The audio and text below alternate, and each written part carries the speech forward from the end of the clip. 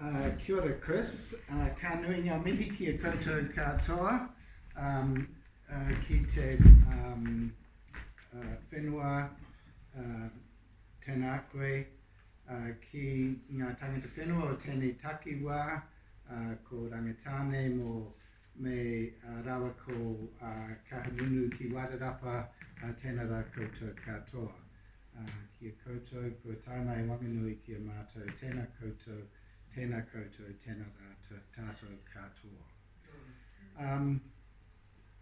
So, we're going to get straight on because we've got a full hour and a half that we want to present. We are here to do two things, for Kenna and I to give you a 20-minute presentation using Al Gore's Climate Reality Leaders material, and then to have about an hour with Te Reo o Ngā Tangata, the People Speak, to talk about citizens' assemblies as one way of addressing climate change. So we're going to get straight onto it with your support and your permission.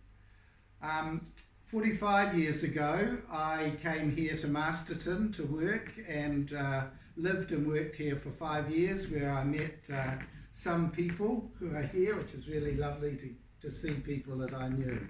40 years ago, we left Masterton, we moved to Petone, and for the first 15 years of that, we lived 2 doors back from the Esplanade at Petone, and my kids grew up there. We went to the beach, and after work, we could swim, we could gather seaweed, have barbecues on the beach. I've now come to realise that when my grandchildren are my age, that house will be uninhabitable.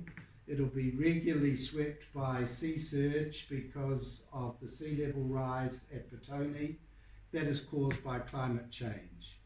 The other thing that and that's a pretty depressing thought, but a really exciting thought, is that before my youngest grandchildren go to college, the world will have effectively decided how serious that climate change is going to be and whether it's going to be bigger or smaller. So I actually get to be part of making those decisions, and that's pretty exciting. So I'm looking forward to presenting this material and thinking with you about ways that we can respond positively.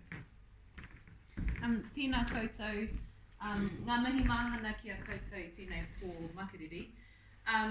Ko wai tēnei, ko Kina Dyken tōku ingoa, e noho anō ki Pōneke.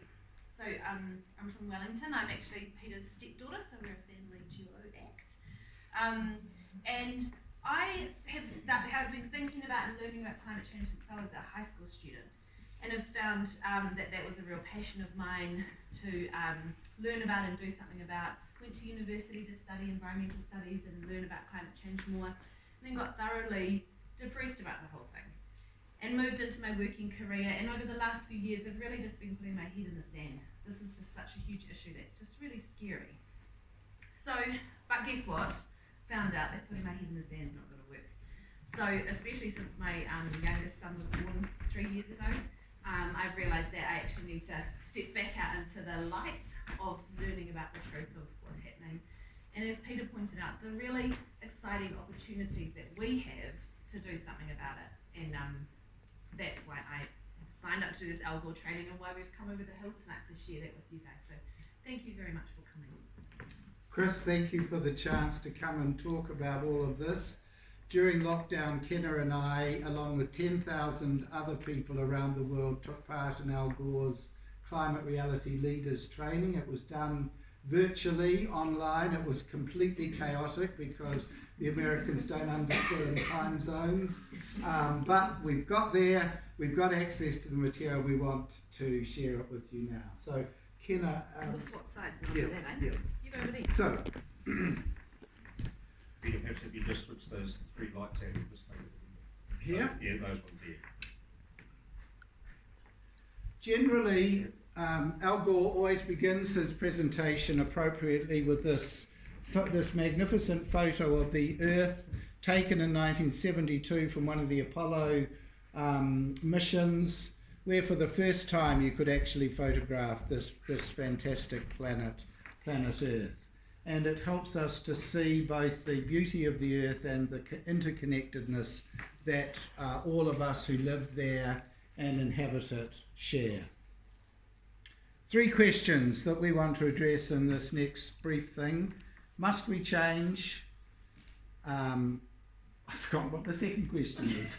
Can we change? Can we change? And will we change? Must we change? Can we change? Will we change? The must we change section is very depressing, okay? So we're going to go down all together on a journey and then we're going to come up the other side, just so you know. So this is a picture of the world, obviously the edge of the earth, and this is what keeps us safe, this really thin atmosphere.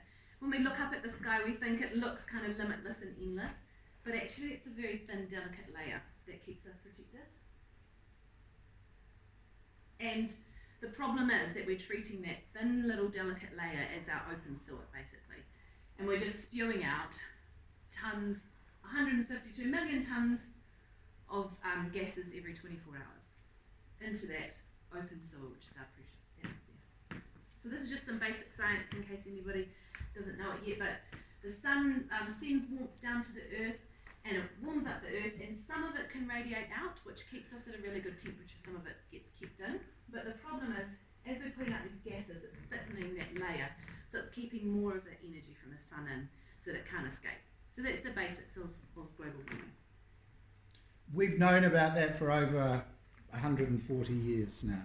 It's been well known in science. Here are the sources of greenhouse gases: coal plants, coal mining industry of various sort, industrial agriculture, landfills, forest burning, oil production, crops burning, coal plants, and thawing permafrost. We know all this. These are all producing gases that are helping to thicken it. And by far the largest source of those is the burning of fossil fuels. And you'll see there from 1850 that dramatic rise in the burning of fossil fuels, which is clearly the most large source. For us in New Zealand, here are the sources of those greenhouse gases. The largest at 40 million tonnes a year is agriculture, then energy, which includes transport, 2 much smaller areas of production, and then the green is the negative, where actually you're storing greenhouse gases rather than releasing them through land use. So the energy part of it is dominated hugely by transport. As you see, 15 million tonnes a year.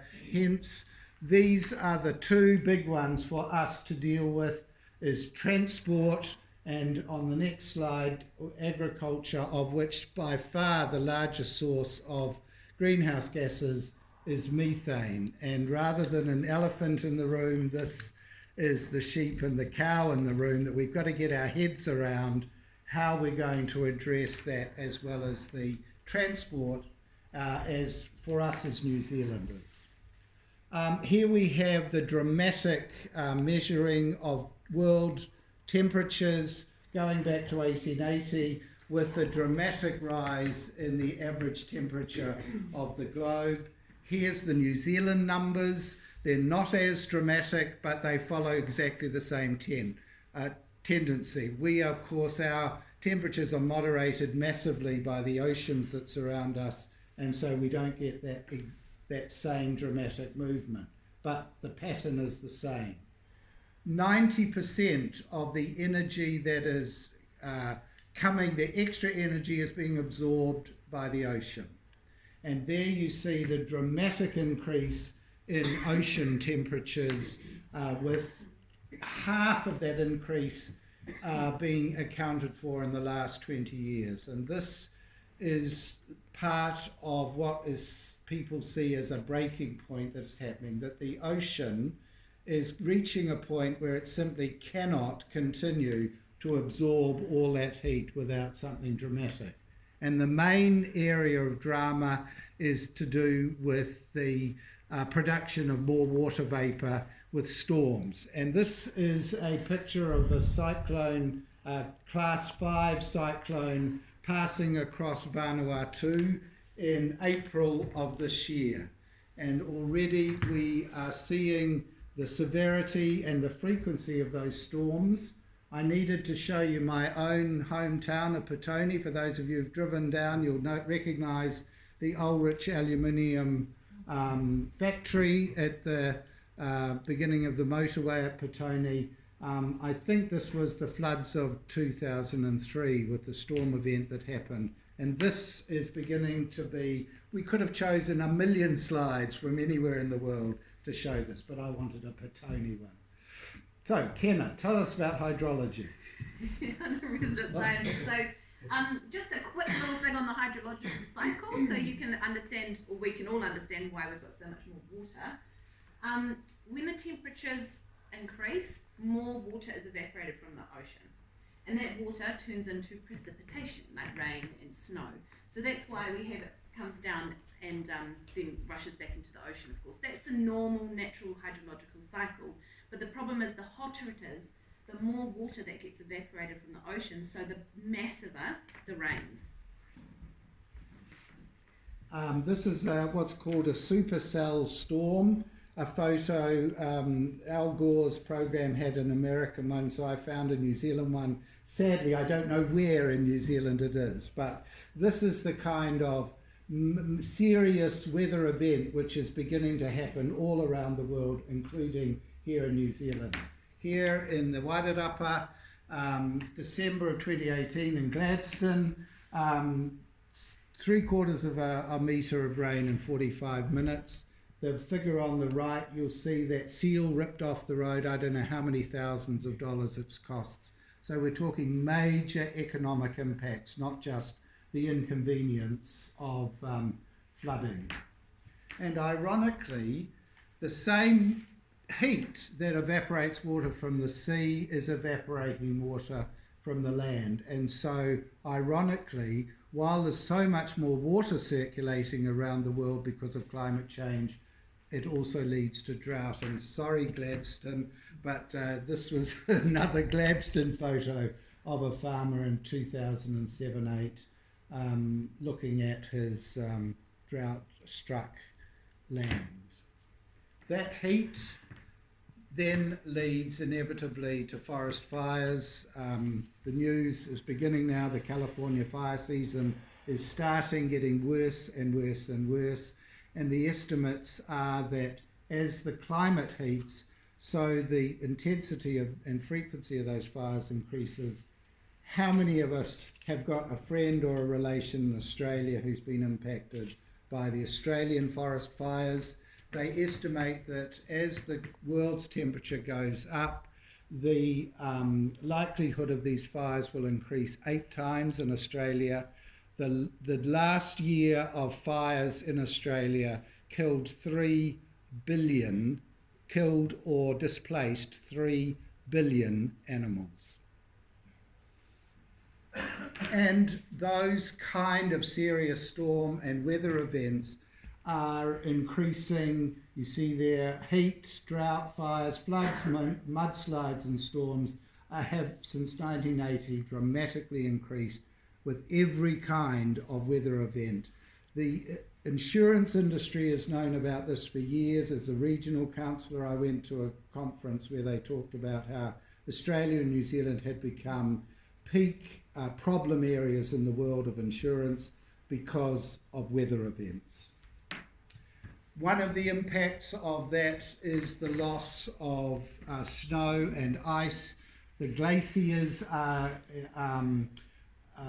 retreating rapidly. These two photos were taken 9 years apart in 2008 and 2017. And you see the dramatic loss of the Franz Josef Glacier. And just this week you will have seen and heard that a group of scientists in Greenland have now confidently said it is past a tipping point. It will be impossible to stop the loss of glaciers in Greenland, even if not 1 ounce of greenhouse gases went into the earth tomorrow.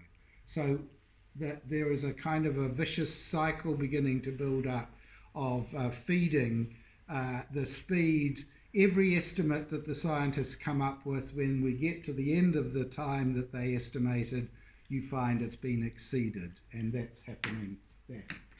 Back to my local area, Petone. The house that I lived in was about there. This is Greater Wellington's website. This is not distant science. And look here, this is modelling storm surge water at 1 metre of sea rise. And it is guaranteed there will be 1 metre of sea rise. The big debate is, will it be 2 metres, 1.5 or 2 or 3, or what's it going to be? But this is absolutely guaranteed. Pretty well the whole of Petone is affected by storm surge when that happens. And those who know the Hutt, this is Lowry Bay, already it's happening there, so it doesn't take much for that sea to come up. And they estimate that by the end of the century, Eastbourne and the eastern bays will become impossible to reach by land. You will have to get to it by sea only, because that's the only area. The other huge risk, of course, are those big cities around the world that are affected by sea level rise. And here we look at 15 million people in Kolkata, Mumbai, Dhaka, Guangzhou, Ho Chi Minh City. You go through all of these poor countries, poor people, until you get to the first wealthy country where Miami will be affected. Where are all these people going to go as their cities become inundated?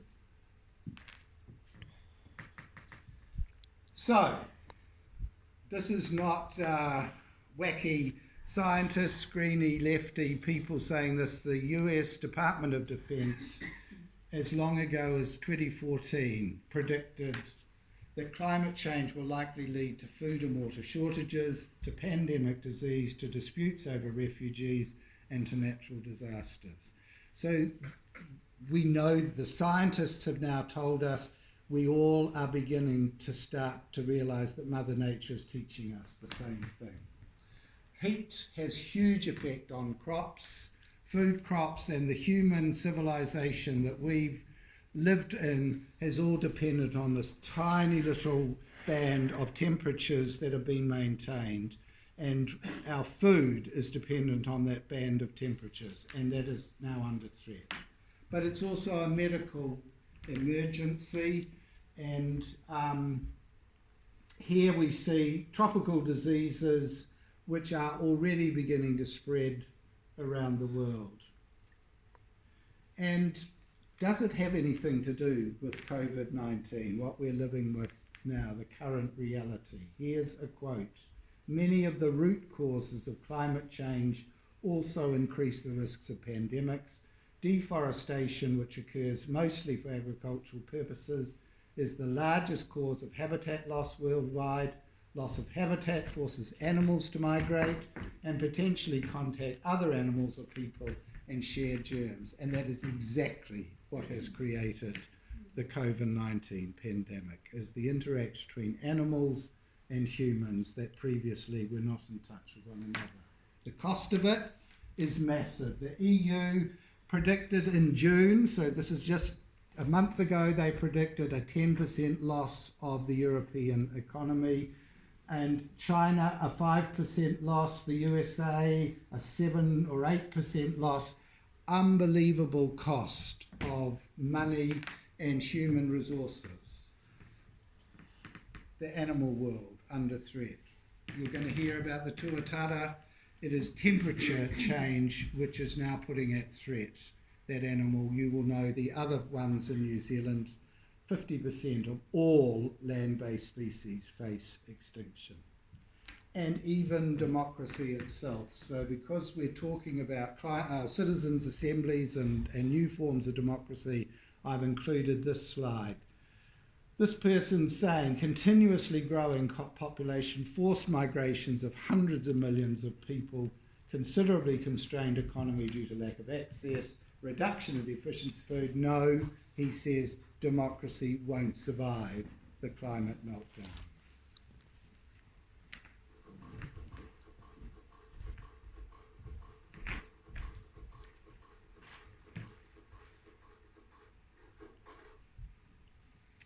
So, must we change? To my mind, it's open and shut. Yes, we must. Can we change? So, it's not that enjoyable, that bit, so we've rushed through it. But it's really important. And now we get to the better news. So we do have the solutions at hand. Do you want to be the mouse guy? Jump around there. So, the projections for wind capacity were that we'd reach 30 gigawatts by 2010. Well, we've done that by a factor of 22. We busted through that goal. No, the other one. Are we really able to do it? Okay, sorry. Okay. Yeah, and then go to the next one. Yeah. So global wind energy capacity. This is a graph of what our global wind capacity is. So you can see that it's just skyrocketing. And that we have enough wind to power all of our electricity consumption 40 times over. Why are we burning fossil fuels? Solar energy, it's a similar thing. In 2002, we thought it would grow 1 gigawatt per year. Actually, it was exceeded by 17 times. But this year, or 2019, 121 times. We're not mucking about. So this is the solar panel installations. It's just an amazing graph. And you see those temperature graphs, we can also look at these ones as well. So the cost of these solar panels, because that's the thing, when we're looking at if we can afford them for people that don't have much money, the cost is just coming down and down and down. I don't know how it can get much lower, but they keep saying it's still decreasing. Peter and I and our family were in Tonga earlier this year, and this was on an island, Ha'apai, a tiny little island in the Pacific that gets slammed by those hurricanes, and this is their new farm, their new solar farm. It was really cool to see. So this is my favourite graph. This is the solar market in Chile, so these are the different years, and this is what's happening this year. It's really a good one. So this is what makes it so ludicrous when we hear our politicians talking about saving coal factories, and not our politicians so much, but in other countries. This one. Yeah, that's right. Oh, skip through it again. Sorry. Old men still. Yeah, this one's a little bit harder to see, but this is New Zealand's graph for just solar and wind renewables. So this is 1960, and the graph, if you can't see it, it's going all the way up, like up to there. So that's in 2015. So in New Zealand as well, we're really increasing. This doesn't include hydro, so it's really about those new technologies coming in, which is really exciting. And this is Peter's house, which has had solar panel or solar hot water on it for a number of years. And so this is the sort of thing that lots of people are able to get on board with. And another fact, we had the one that wind can meet all of our needs, but solar can meet all of our needs. It can actually meet all of our world needs for a year in 1 hour. It's just that we can't capture it all, but there's no shortage. And then the other question that we have about, solar energy is, it's only good during the day, so what do we do at night time when we need the electricity? And that's always been a really costly solution, but this is the storage capacity. So we're also able now to store, and we will be, this is up to 2040, be able to store a lot of energy because of the way that battery technology is going. And the other part of the solution, especially here in New Zealand, is around agriculture. We talked about that, what the methane and us needing to address that issue. But we've got some of those solutions too. Regenerative agriculture is a term I'm sure you've all heard recently. People are talking about it a lot more, and we've got this, the technologies around agriculture and growing more technologies as well. And then the transport was the other big area for New Zealand. But all of these manufacturers are moving to electric vehicles. Some of them, in fact, are moving completely away from fossil fuel powered vehicles and just doing electric vehicles.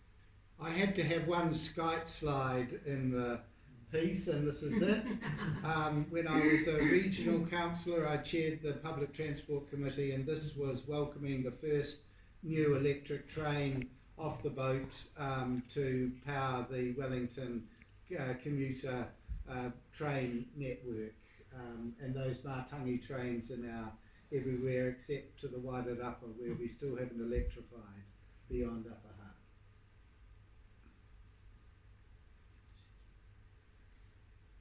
can we change? And the other part of that that's going to be talked about later is the other parts of technology around different ways to do democracy and decision making. But yes, we have the technology we need to change. We're not waiting for it. There'll be more, but we don't have to wait for it. So the last question is, will we change? What's holding us back? And as you will all know, in 2015 was the big Paris Agreement, where every country in the world signed the agreement to say, yes, we will change. So that's an amazing agreement. And yes, the US president says that he's going to withdraw, but actually he can't withdraw till after the election. So let's just see what happens there. And this, will we change? I mean, this was the School Strike for Climate March in Wellington. I'm sure some of you were there. We were there, and it was one of the best marches I've ever been on. And it was such an amazing feeling to be there. And when we were there, it did feel like, yes, we are going to change. This is for us older people, the front poster that I really love that says, "Don't kill our future just because you won't be there." That's the challenge to us who are at the other end of the life cycle. So, what is it, 20th of October? I've forgotten the date now. 20th of October? 17th of October. This is the only photo of whited upper election posters I could find, so sorry if your party isn't there, but it was a story that I found with that local picture. And this is a seminar about regenerative agriculture. Vern and others who are here from the farming community, there's huge dialogue already building within the New Zealand community about alternatives to traditional ways of doing business.